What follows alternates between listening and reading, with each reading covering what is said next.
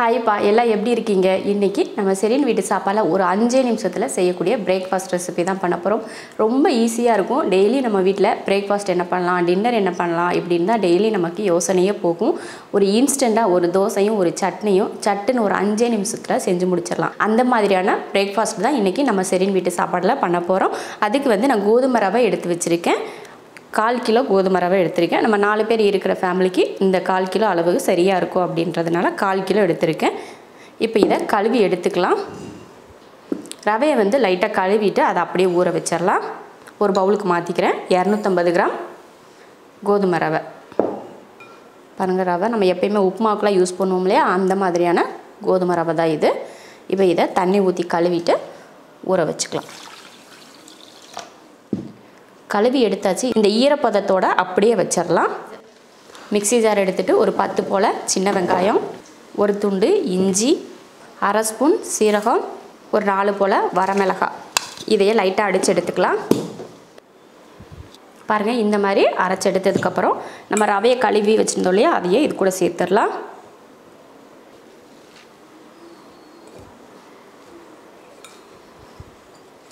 தண்ணி ஊற்றிக்கலாம். தண்ணி ஊற்றி தோசை மாவு பக்குவத்தில் அரைச்சிக்கலாம்.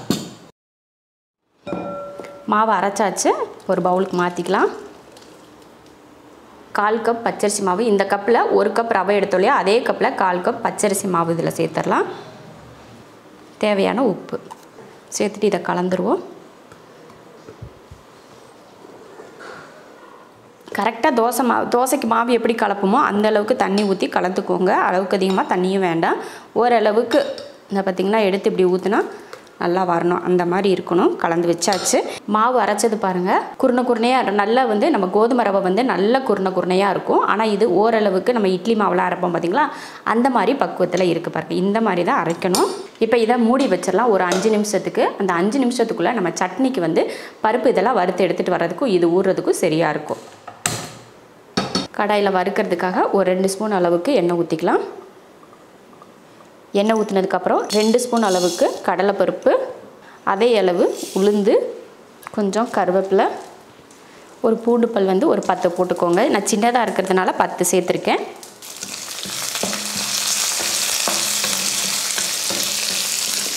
ஒரு பெரிய வெங்காயம், இதை நல்லா வதக்கிடலாம். வெங்காயம் வதக்கிறப்பவே நம்ம கடலைப்பருப்பு உளுந்தெல்லாம் போட்டிருக்கோம், அது எப்படி அது கலர் மாறும் அப்படின்னு யோசிப்பீங்க. நம்ம வெங்காயம் வதக்கிறப்பவே அதையும் சேர்த்து வதங்குறப்போ அந்த கலர் வந்து நல்ல பொன்னிறமாக கரெக்டாக இருக்கும். அதனால தான் எல்லாம் ஒட்டுக்கவே நான் சேர்த்துட்டேன். இப்போ அந்த பருப்பு வந்து நல்லா பொன்னிறமாக வரட்டும். அதுக்கப்புறமா நம்ம தக்காளியெல்லாம் சேர்த்துக்கலாம். பாருங்கள், வெங்காயம் வதங்குறப்போ அந்த பருப்பையும் சேர்த்து வதக்குறப்போ பாருங்கள் நல்லா பருப்பு வந்து பொன்னிறமாக ஆயிடுச்சு பாருங்கள். அதனால தான் எல்லாம் ஒன்றா போட்டு வதக்கினா போதும், தானாக பருப்பும் வருந்துடும். இப்போ இதில் தக்காளி சேர்த்துக்கலாம். 2 தக்காளி சேர்த்துக்கலாம்.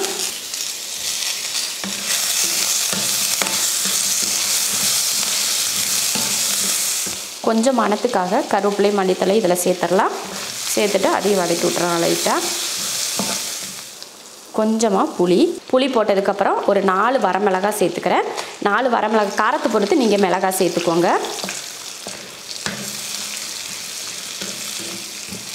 மிளகாய் வந்து உங்கள் காரத்தை பொறுத்து சேர்த்துக்கோங்க. அதே போல் பார்த்திங்கன்னா புளி சேர்க்குற மாதிரி இருந்துச்சுன்னா புளி வந்து நீங்கள் நம்ம எப்பயுமே டெய்லி மாவு அரைச்சி புளிக்க வச்சு தோசை செய்வோம் பார்த்திங்களா, அதுக்கெல்லாம் நீங்கள் இந்த புளி போட்டு அரைக்க தேவையில்லை.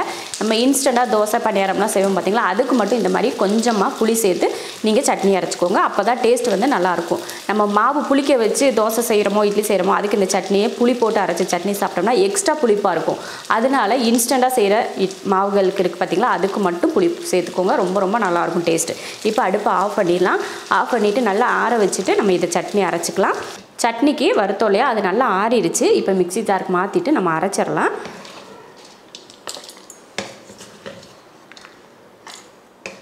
தேவையான உப்பு அரைச்சிக்கலாம். சட்னி அரைச்சாச்சு.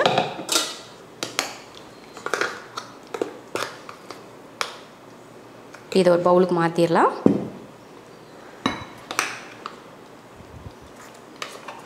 பருப்பு சட்னி வந்து உங்களுக்கு மிக்சியில் போட்டு அரைக்க முடியல அப்படின்னா கொஞ்சமாக தண்ணி விட்டு அரைச்சிக்கோங்க.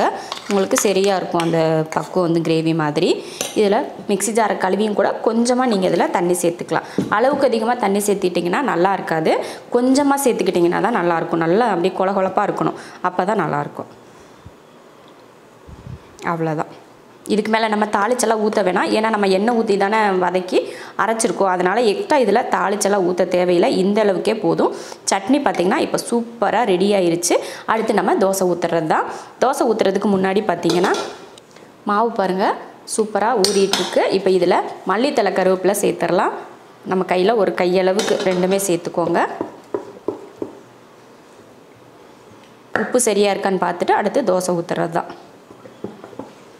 ஸ்டவ் ஆன் பண்ணி தோசைக்கல் வச்சிடலாம். நிறைய பேர் நிறைய வீடியோவில் கேட்குறீங்க இந்த தோசைக்கல் பற்றி. நானும் எல்லா வீடியோலையும் தோசை ஊற்றுறப்பெல்லாம் சொல்லிகிட்டே தான் இருக்கேன். இதோட லிங்க்கு கேட்குறீங்க. நான் வந்து அது ஆன்லைனில் வாங்கலை, கடையில் தான் வாங்கினேன். அதனால தான் லிங்க்கு கொடுக்க முடியல. நான் எல்லா பாத்திரமுமே கடையில் தான் மேக்ஸிமம் வாங்குவேன். ஆன்லைனில் வாங்கியிருந்தால் கண்டிப்பாக அந்த லிங்க்கு உங்களுக்கு நான் ஷேர் பண்ணியிருப்பேன். கடையில் வாங்கினதுனால தான் முடியல. தோசைக்கல் வந்து நான்ஸ்டிக் தான். 1600 அந்த தோசைக்கல்லோட ரேட்டு. நிறைய பேர் இதை கேட்டுகிட்டே இருந்தீங்க. எல்லா வீடியோலையுமே கேட்குறீங்க. நான் ஒவ்வொரு வீடியோலையுமே இந்த தோசைக்கல்லை பற்றி நம்ம கடாயை பற்றி எல்லா வீடியோவில் நான் சொல்லிகிட்டே தான் இருக்கேன். ஆனால் நீங்கள் தான் கவனிக்கிறது இல்லைன்னு நினைக்கிறேன். ஸ்கிப் பண்ணிவிட்டு போயிடுறீங்களா? அதனால தான் உங்களுக்கு நான் என்ன சொல்கிறேன் அப்படிங்கிறது உங்களுக்கு தெரியறதில்ல. ஸ்கிப் பண்ணாமல் பார்த்தீங்கன்னா உங்களுக்கு எல்லாமே நான் சொல்கிறது வந்து கரெக்டாக தெரிஞ்சிருக்கும். இப்போ கல் வந்து நல்லா காஞ்சிருச்சு.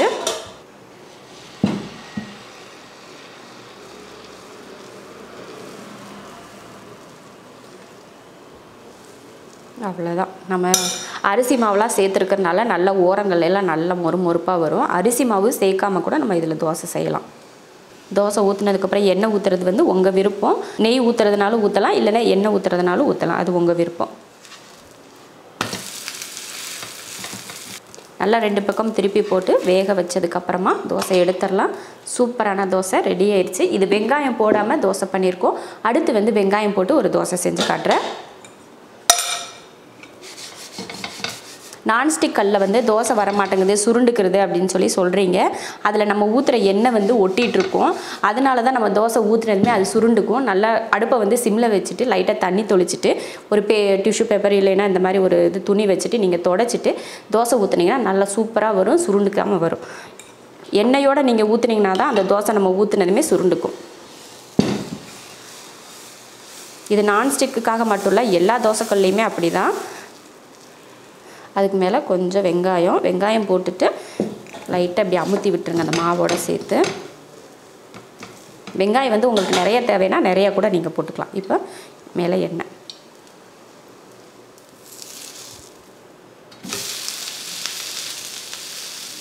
சிலருக்கு வந்து வெங்காயம் பிடிக்கும், சிலருக்கு வந்து வெங்காயம் பிடிக்காது. அந்த மாதிரி இருக்கிறவங்க வெங்காயம் போட்டும் நீங்கள் தோசை ஊற்றிக்கலாம், வெங்காயம் போடாமலும் தோசை ஊற்றிக்கலாம். அது உங்கள் விருப்பம். அதை சொல்கிறதுக்காக தான் நான் 2 தோசை உங்களுக்கு நான் ஊற்றி காட்டினேன். அதே போல் பார்த்திங்கன்னா ஒவ்வொரு தோசைக்கும் இந்த மாதிரி லைட்டாக அந்த எண்ணெய் ஒட்டியிருக்குள்ளே அதை தொடச்சிட்டு அதுக்கப்புறமா நீங்கள் தோசை ஊற்றிக்கணும். அவ்வளோதான், தோசை ஊற்றியாச்சு.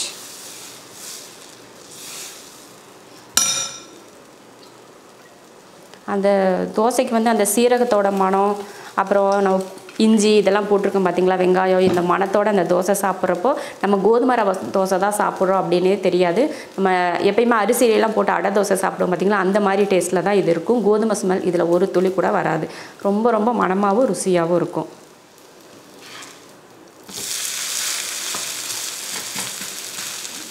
இப்போ எடுத்துடலாம். சூப்பரான தோசை ரெடி ஆயிடுச்சு. சூப்பரான கோதுமை ரவையில் தோசை சூப்பராக ரெடி ஆயிடுச்சு. நல்ல அடியிலலாம் பார்த்திங்கன்னா இந்த ஓரங்கள்லாம் பார்த்திங்கன்னா மொறுமொறுன்னு இருக்கும், அடியிலையும் நல்ல மொறுமொறுன்னு இருக்கும். அதே போல் இந்த மாதிரி கடலைப்பருப்பும் உளுந்து சேர்த்து இந்த மாதிரி ஒரு சட்னியும் பார்த்திங்கன்னா செம்மையாக இருக்கும். இந்த சட்னி வந்து இந்த தோசைக்காக மட்டும் இல்லை, எல்லா தோசைக்குமே சூப்பராக இருக்கும். சூப்பரான ஒரு இன்ஸ்டன்ட் தோசையும் ஒரு சட்னியும் அவ்வளோ அருமையாக ரெடி ஆயிடுச்சு.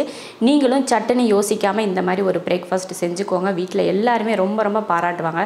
என்ன செய்யலாம் அப்படின்னு யோசிக்கிற டைமில் இதை செஞ்சு முடிச்சிடலாம். அந்த மாதிரியான ஒரு பிரேக்ஃபாஸ்ட் இது. சூப்பராக இது போல் செஞ்சு பார்த்துட்டு எப்படி இருக்குன்னு சொல்லிட்டு கமெண்ட்டில் சொல்லுங்கள். பிடிச்சிருந்தா லைக் பண்ணிவிட்டு ஷேர் பண்ணிவிட்டு நம்ம ஷெரின் வீட்டு சாப்பாடு சேனலை சப்ஸ்கிரைப் பண்ணி பக்கத்தில் இருக்க பெல் ஐக்கானை கிளிக் பண்ணி வச்சுக்கோங்க.